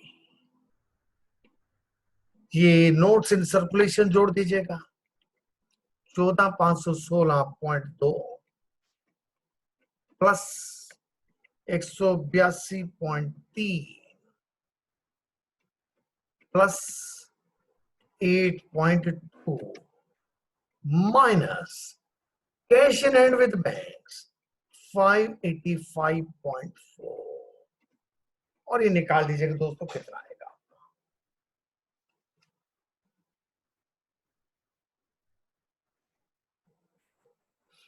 निकाल लीजिएगा दोस्तों, चैट बॉक्स में जरिए मेरी मदद कर देंगे कितना आ रहा है ये? किस साथी ने बताया भाई ये कितना आ रहा है? 14,121.3 मेरे स्टूडेंट कह रहे हैं। 14,121.3 कर लेना भाई साहब, कैलकुलेशन ये है। सॉरी। नेक्स्ट बात, deposits of money with public. चलो सेकंड करना ही है तो आसान है। Deposit money of the public, दोनों को जोड़ दीजिएगा। 8936.4 प्लस 16.6 जोड़ दीजिएगा, कितना आ रहा बता दीजिएगा। कितना आ रहा है? 8953 पोस्टल सेविंग बैंक डिपॉजिट तो है, टाइम डिपॉजिट बैंक भी ठीक है। Total postal deposits, what is M1? What is M1 मेरे साथ? M1 क्या है? Just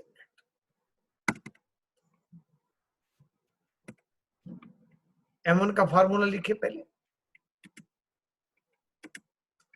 M1 is equal to currency with public, currency with public, currency with public है 14121.3, currency with public plus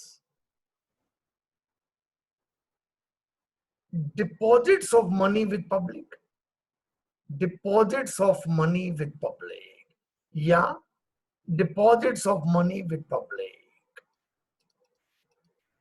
deposit money with public, या demand deposits with banks plus other deposits with RBI, demand deposits with banks, demand deposit with banks plus other deposits with RBI 16.6।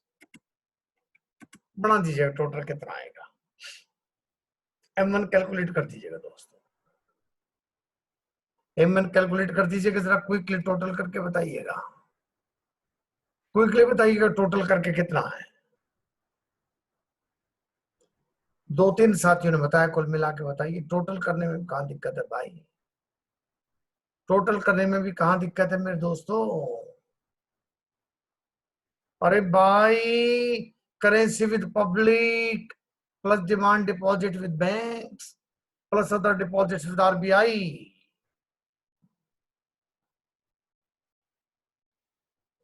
ये हो गया 23074.3। बेटा formula तो याद रखना पड़ेगा ना Raje. Currency with public, currency with public कैसे निकलती है? Notes coins in circulation minus bank deposits with RBI, cash deposit with RBI आ जाएगा। ये M1 है मेरे साथियों। M2 निकाल लें। M2 क्या है? M2 क्या है? Is equal to M1 plus क्या है? Post office saving bank deposits, post office saving bank deposits. M1 तो दे रखा 23074.3 plus post office saving bank deposit यहां कहीं दे रखे, मैं देखता हूं जरा, ये रहे 452.4, 452.4, 452.4 निकाल लीजिएगा। M2 कितना आ जाएगा? कितना निकाला? 23,526.7 निकाला कुछ साथियों ने, 23,526.7। भाई साहब ज्यादा साथी निकाला करो मेरे दोस्तों, ज्यादा निकाला करो भाई। M3, M3 क्या है? M2 से करेक्शन नहीं है। M1 plus time deposit with banks, time deposit with banks. मैं थोड़ा स्लो चल रहा हूं भाई, स्टूडेंट मेरा फास्ट चल रहा है। M1 है 23074.3 plus time deposit with banks कितना है? 77,254.6 जोड़ दीजिएगा मेरे साथियों, कितना आ जाएगा? कितना आ रहा भाई? 100,328.9, 100,328.9। M3 आ गया। M4 क्या है? यहां M3 में है M3 plus total deposits with post office, total deposit with post office. M3 है 100,328.9 प्लस टोटल डिपॉजिट कितने विद पोस्ट ऑफिस 1685.3 1685.3 निकाल दीजिएगा दोस्तों कितना है 10,20,14.2।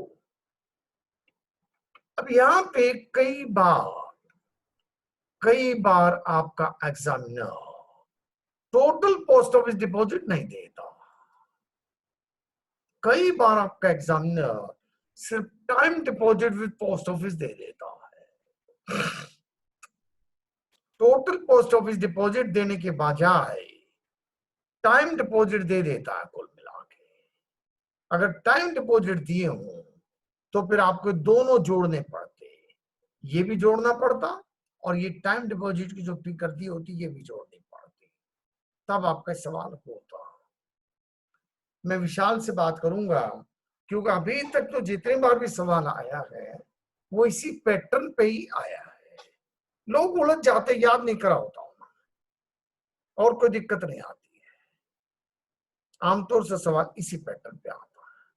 किसी साथी के मन में यहां तक कोई सवाल हो मेरे से सवाल कर ले और नहीं तो फिर आगे बढ़ जाएंगे, नहीं तो आगे बढ़ेंगे।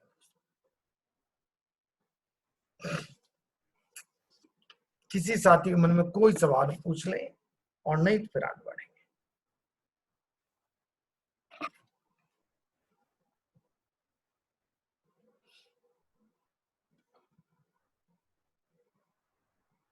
बढ़े आगे आइएगा। क्वेश्चन नंबर 2 क्या था? क्वेश्चन नंबर 2 था, ये ले लीजिएगा बाहर, deposit money of the public. Deposit money of the public, उसमें वो दोनों जोड़ने थे। Deposit money of the public,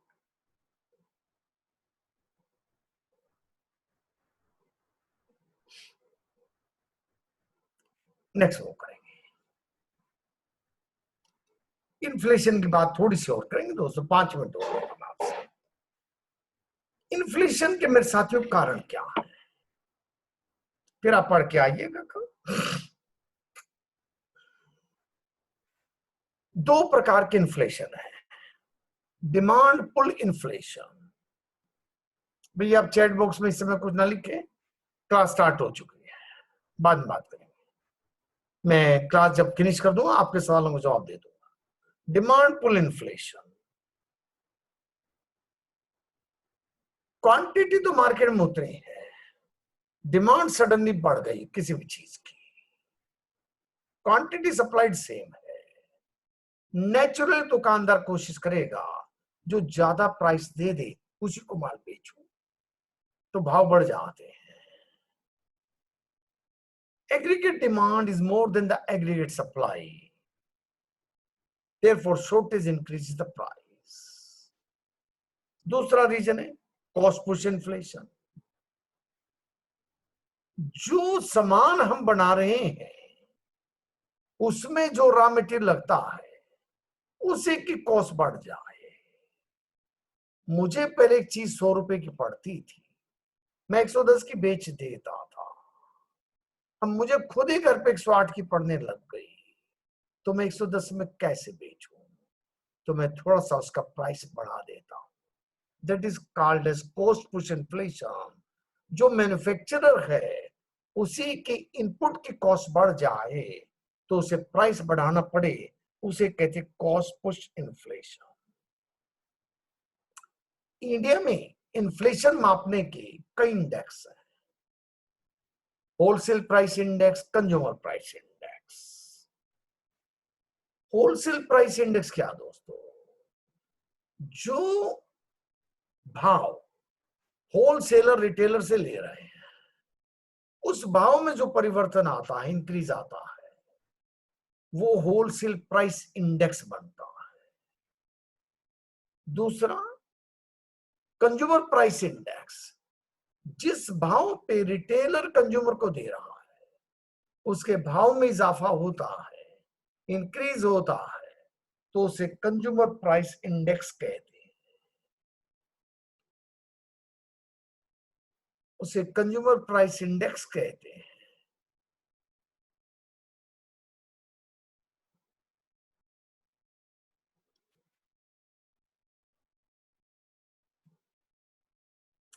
consumer price index कहते हैं।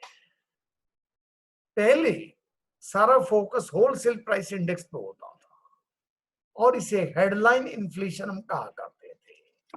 होलसेल प्राइस इंडेक्स पे सारा एम्फेसिस होता था और इसे हम हेडलाइन इन्फ्लेशन कहा करते थे।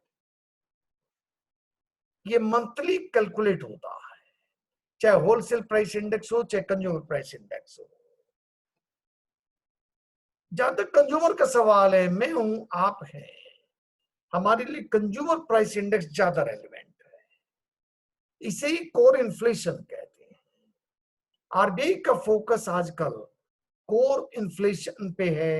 आरबीआई का एम्फेसिस और रिटेल प्राइसेस पे है, कंज्यूमर प्राइस इंडेक्स पे है। कंज्यूमर प्राइस इंडेक्स भी कई किस्म के होते हैं दोस्तों, जैसे एक इंडस्ट्रियल वर्कर का है, एक रूरल वर्कर का है, एक एग्रीकल्चर लेबर का है और एक नॉन मैनुअल अर्बन लेबर का है। अब देख लें, एक इसमें कंसेप्ट लास्ट है दोस्तों, बस फिर क्लास बंद करेंगे। जीडीपी इन्फ्लेटर, आप टर्म लिख लें, खाली पढ़ वहां से लेना, कोई बात नहीं, मेरी बात समझ के चले जाएंगे। जीडीपी इन्फ्लेटर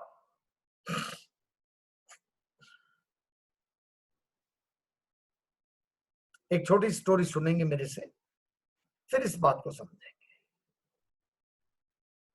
मेरे दोस्तों, आपके एग्जाम में आए या ना आए, 2 मिनट लगेंगे बात को समझना। भाई सवाल साथी चैट में कुछ लिख रहे हैं, इनकी बात सुन ले एक बार, फिर कर लेंगे। लास्ट ईयर 1 क्वेश्चन था जीडीपी इन्फ्लेटर पे, अच्छी बात, ठीक है राजी, अब बता देते हैं। 1 मिनट और देख लें साथियों ने क्या पूछा भाई। Rakesh, can you एलिब्रेट it, money supply में मार्जिन का कोई रोल होता है क्या? मार्जिन का तो कोई रोल नहीं है भाई। मार्जिन तो मैं बता देता हूं, सुन लीजिएगा। हो सकता है ऐसा हो सकता है ऐसा हो गया हो। मेरे साथी मेरे साथ रहेंगे, जीडीपी इन्फ्लेटर हम पढ़ लेंगे, और जरूरी नहीं आज पढ़ेंगे, हम कल भी पढ़ सकते हैं। जो काम अभी तक हो गया उस पर फोकस करेंगे। ये जब मैंने आपसे कहा डिमांड डिपॉजिट्स के बारे में, जब मैंने आपसे बात की डिमांड डिपॉजिट्स के बारे में मैंने बात की विद बैंक्स। अब डिमांड डिपॉजिट्स में तमाम किस्म के डिपॉजिट्स आते हैं।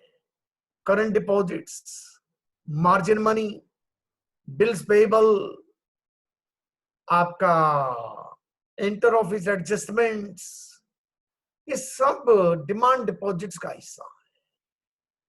इसलिए हो सकता है कोई मार्जिन मनी दे दिया हो, गारंटी पे एलसी पे आप मार्जिन मनी रखते हैं, एक बात। दूसरी बात है, ध्यान दीजिएगा, डिमांड डिपॉजिट्स में सेविंग और एफडी को छोड़ के तमाम किस्म के डिपॉजिट्स डिमांड डिपॉजिट्स माने जाते हैं। नेक्स्ट दोस्तों, just 1 minute. Margin on LC, yes, ठीक है। 1 मिनट भाई, और कोई सवाल था? मार्जिन का कोई रोल हो सकता है, ठीक, बिल्कुल ठीक है। क्या एग्जाम में सेविंग्स या डिमांड डिपॉजिट और टाइम डिपॉजिट को किसी और तरह से, बिल्कुल ठीक बात है, मैं बता देता हूं, ये बात बता देता हूं। सेविंग डिपॉजिट में वो ये कह सकता है कि सेविंग डिपॉजिट का 15% हिस्सा डिमांड डिपॉजिट माना जाएगा, 85% टाइम डिपॉजिट माना जाएगा। इसी प्रकार मेरे स्टूडेंट ने बड़े अच्छे सवाल पूछ रखे हैं। टाइम डिपॉजिट में आपका नोटिस मनी भी आ जाएगा, आपका एफडीआर भी आ जाएगी, आपका रेकरिंग डिपॉजिट भी आ जाएगा, आपके कैश सर्टिफिकेट भी आ जाएंगे, आपके कैश सर्टिफिकेट भी आ जाएंगे। ये सारे टाइम डिपॉजिट के हिस्से हैं। डिमांड डिपॉजिट्स में आपके current deposit, credit balance in cash credit account, आपका मार्जिन मनी जो आप रखते हैं एलसी का और गारंटी का, आपके बिल्स पेबल, ये सारे आ जाएंगे। आप कहेंगे तो कल मैं आइटम लिखवा भी दूंगा, आपको कोई दिक्कत नहीं मेरे को। नेक्स्ट बात, GDP inflator, margin LC, okay ठीक है। मेरे पास 9:20 का टाइम है, कंसेप्ट समझ के चले जाएंगे तो अच्छा है। जीडीपी इन्फ्लेटर की कोई ज्यादा मुश्किल नहीं है।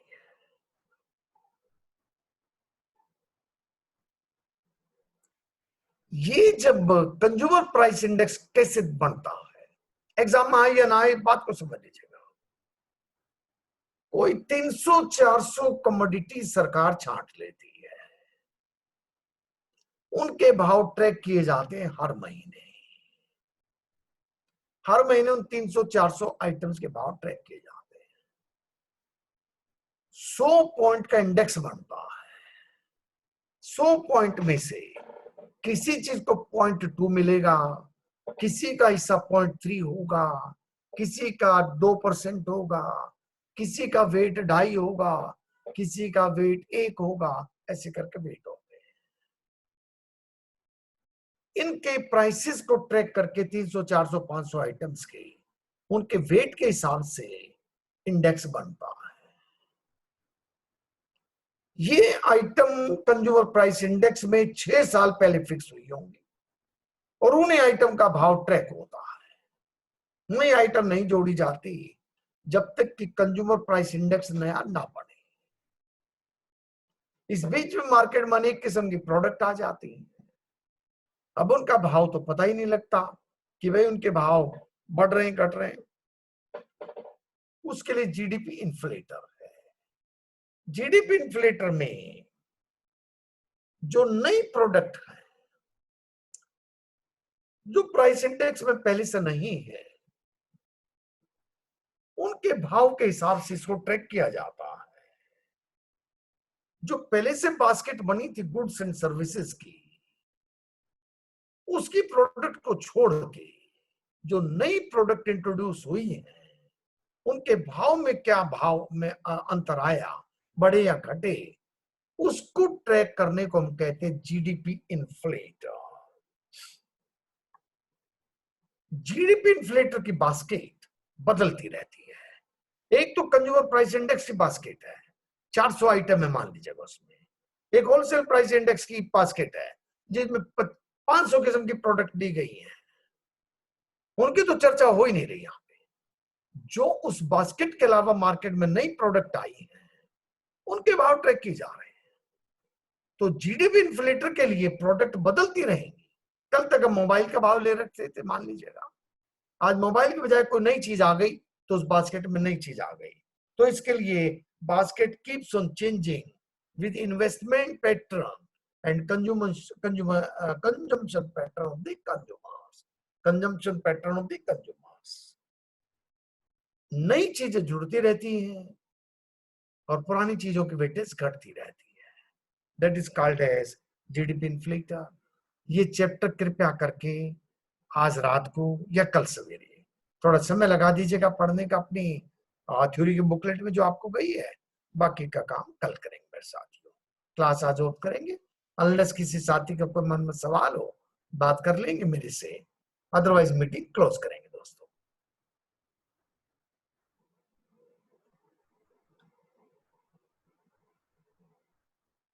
Is that okay?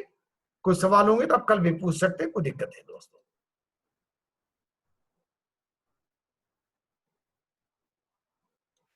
नहीं, क्लास कल इवनिंग में होगी, सिर्फ क्लास इवनिंग में होगी।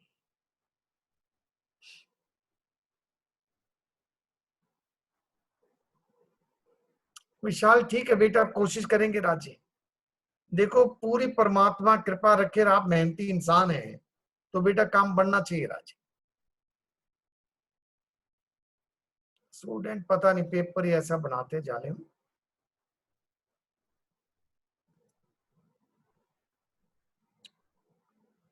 ओके डियर, अंशु जी क्लास बंद करेंगे, मेरे साथियों को भी जाना है।